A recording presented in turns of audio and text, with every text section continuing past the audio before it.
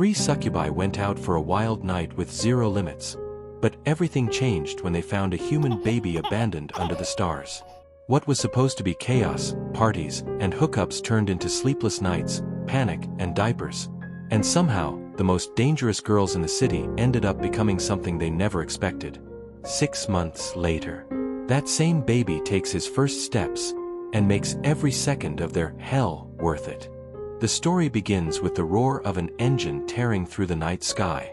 3 figures race through the darkness at full speed, boldly announcing their arrival into the world. They are the 3 succubus friends, Ghana, Lotta Surbano, and with a cigarette in hand, Vicari, a furry creature with hearts in her eyes, and Dora, the one with the most unsettling smile in the group. An epic night is about to begin, or at least that's what they believe. The plan is simple: no control, no limits. Tonight they're going completely wild and plan to hook up with some guys. They shout their intentions as the motorcycle flies between the city buildings. However, something catches Dora's attention. Amid the noise and adrenaline, she suddenly slams the brakes, startling the group with a simple question: "What is that?" What they find is definitely not a guy. On an abandoned bench, under the stars, there's a box, with a human baby inside. The 3 succubi, momentarily turning into threatening shadows, surround the child and coldly debate his fate. Someone abandoned him there.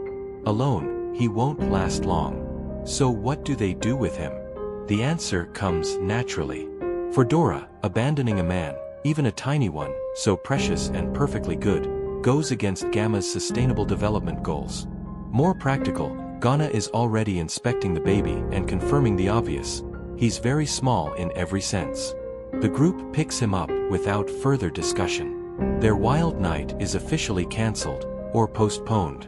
The baby's crying quickly erupts, and the 3 succubi enter full panic mode. Ghana checks her phone as if it were a survival manual. Hunger, defect, or discomfort, those are the options.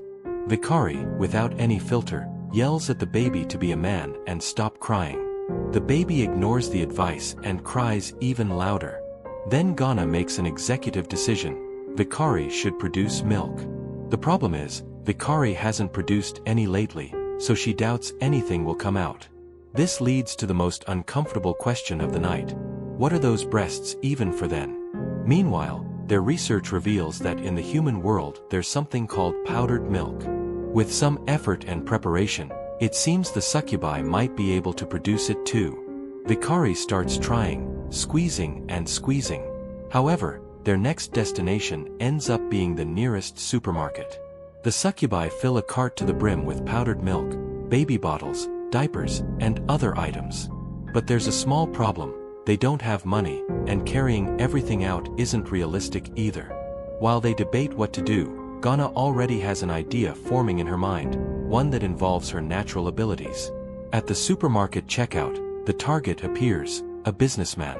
Ghana locks eyes with him intensely, and the man starts sweating nervously. She's looking at me, he thinks, completely flustered. What follows is her story. She seduces him, dines with him, and manages to get enough money to cover all the baby's expenses. Dora applauds the result. That's how it's done, Ghana. Back at the succubi's fortress, the baby drinks with incredible appetite. Vicari holds him gently while he devours the bottle, making little sounds of satisfaction. Everyone watches with a mix of amazement and absurd pride. Look at him drinking. Vicari smiles. Yes, drink and grow big just like me. A ridiculous and heartwarming bond is born. Their first night of improvised motherhood ends with an unexpected twist. The baby, completely relaxed and satisfied after his feast, pees all over Dora without the slightest remorse. Ghana and Vicari burst into laughter as Dora processes what just happened, completely soaked. But instead of giving up, Ghana calmly starts changing the diaper, something no one expected from her. The 3 succubi went out to hook up and ended up changing diapers at midnight. Dora, still drenched, decides to take it philosophically. The baby will probably end up doing unpleasant things when he grows up anyway, but having a guy pee on her isn't exactly new. Ghana, standing nearby, silently regrets being there for that moment. The first day comes to an end, and the 3 succubi are dirtier, more exhausted, and far more involved than they ever planned. Night falls, bringing their first attempt at rest. From their fortress comes a calm, good night, as they surrender to exhaustion. Vikari yawns massively, and Gamma openly admits she's completely drained.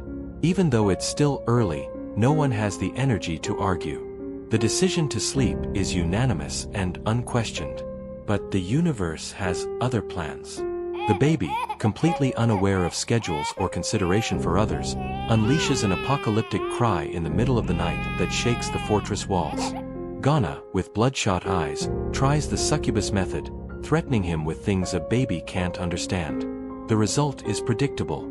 The crying continues. The baby is effectively unstoppable. When the chaos settles slightly, the most shocking revelation of the night comes in the form of a fact. The baby drank 160 milliliters in just 3 hours. Dora nearly loses her composure hearing it. Vikari, more practical, points out the obvious. The little one was simply hungry, and in another 3 hours he'll demand more. The night is going to be long, very long. After the battle, the baby finally gives in and falls asleep. The 3 succubi watch him in silence, and for a moment they all agree, when he's asleep, he's adorable. Ghana takes the night watch shift without complaining too much, while warning the others that tomorrow one of them will have to take her place. The agreement is sealed with mutual understanding. 6 months later, rain falls over the city. Inside the fortress, the cries that can be heard are no longer the baby's, they're theirs. What started as a night of adventure has turned into half a year of interrupted nights, diapers, bottles, and constant chaos. Dora, wearing headphones and staring blankly, mutters what they're all thinking. They really got themselves into this, and there's no turning back now. Then something happens that changes everything.